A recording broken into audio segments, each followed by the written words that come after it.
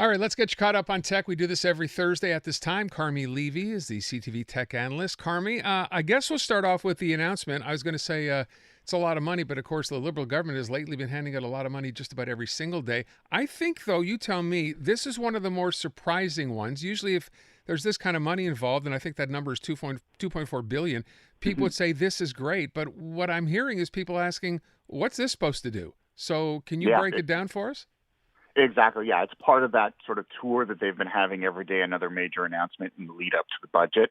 Basically, here's some money, go have fun. So it is more political than anything else. But, hey, $2.4 billion to give Canadians, both citizens, businesses, educational institutions, other government agencies, to give them access to the high-powered computing resources necessary to run AI. When the commercial internet became a thing and the government was focused on giving people access to high-speed internet connections, it was kind of the same thing. It takes a lot of computing power to run AI. That's not always affordable to Canadians, so the government's going to make it more affordable. There's a smattering of money also for digital safety with AI, as well as enforcement of the law, Bill C-27, that we're expecting to be enacted at some point in future. But mostly it's about access. And it sounds like a lot of money, $2.4 billion, but AI is the single biggest revolution in technology that we will all likely ever see in our lives. And so it really is just a drop in the bucket. It's just getting started. And they didn't include a whole lot of detail about what else we're going to do with the money. So they're not really, it's almost more like a one-time announcement, whereas it needs to be an ongoing thing, a marathon, not a sprint. And when they do reveal the budget, I would expect more details. And if not, those are questions we should be asking before we decide who we want to vote for next year. I mean, that's a dumb question, maybe, but I think people have sort of hinted at this. Is the idea here that if you wanted to start, I don't know, an AI company, a startup, this is the government saying to you, here, go ahead, here's some money to get going? I mean, where is this going to be basically targeted at?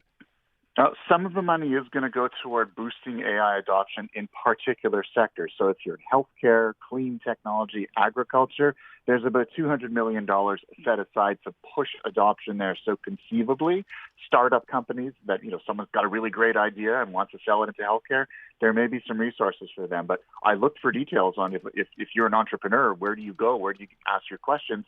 There aren't any Not yet. there yet. So Okay. hopefully there will be. And hopefully there will be more announcements, because $200 million for adoption or for entrepreneurs to get started, seed money, is like barely even a rounding error. So we'll need a lot more money, and we'll also need the industry, other investors, to get involved. I'd love to see how the government's going to encourage that ecosystem to be created. In other words, start with $2.4 billion from Ottawa, but now how do you encourage everyone else to dive in with money of their own? We're still waiting to hear details on Yeah, that. I was kind of waiting to hear, the Prime Minister suggested, okay, here's this money.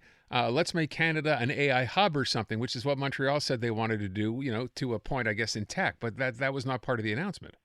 It wasn't, and it almost suggests that they threw this together at the last minute. Let's come up with a big number to get people's attention, but it sort of shows that they don't really know what they've already got. Montreal, home to the Mila Institute, headed by Yoshua Bengio, who's probably one of the biggest rock stars in AI in the world. Some of the most significant AI research is being done in a corridor that runs from Montreal to Toronto. So, we're already home to a center of excellence, and wouldn't it be cool if we had more resources to sort of pile on top of that, dig our roots even deeper, allow us to take that early advantage and extend it out as the AI economy around the world continues to grow. So, yeah, I'd like to see more, and certainly that's a really great question for any journalists who manage to get in front of Mr. Trudeau in the days and weeks to come, because clearly we're not hearing that. And in the European Union, they've already got, their law was just enacted, the AI Act, last month. In the U.S., the Biden administration is mandating all federal agencies to have chief AI officers in place within the next 2 months. So, we've got a good position, but everyone else is already acting. We're still just, signing some checks and talking about it. We got to move. All right, let me talk about this new Snapchat feature. You think there'd be enough concern raised about kids and mental health? What are they trying to do here now in Snapchat? The feature is called Friend Solar System, and basically what it does, it allows you to list out 8 of your favorite friends. So conceivably you're the Earth and everyone else is a planet, and you start at the top of the list and work your way down, and your friends do the same, and you can see their list and they can see yours. And so you can see where this will have some serious mental health issues with teen and tween users, who are largely the demographic that uses Snapchat, is that, oh my goodness, I thought they were my friend, oh, I guess they aren't because they're on my list. I'm not on theirs. Now I've got a problem. So it can certainly be a trigger to mental health issues. Mental health experts are already criticizing the company for introducing this in the first place. Snap does this frequently, and this is just the latest example.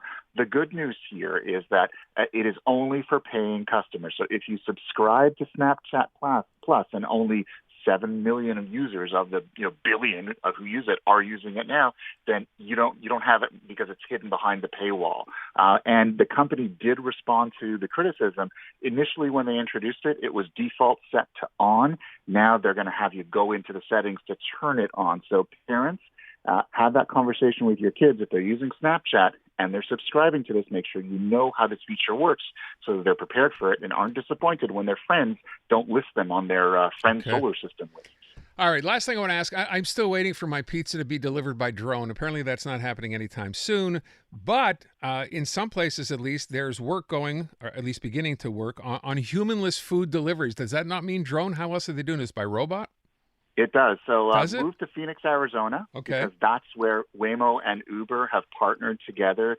They call it automated Uber Eats. And basically, if you are in the right area and what you're ordering is light enough, you will see an option within the app that shows autonomous vehicles may deliver your order. You can opt out of it if you want, but the short order is no.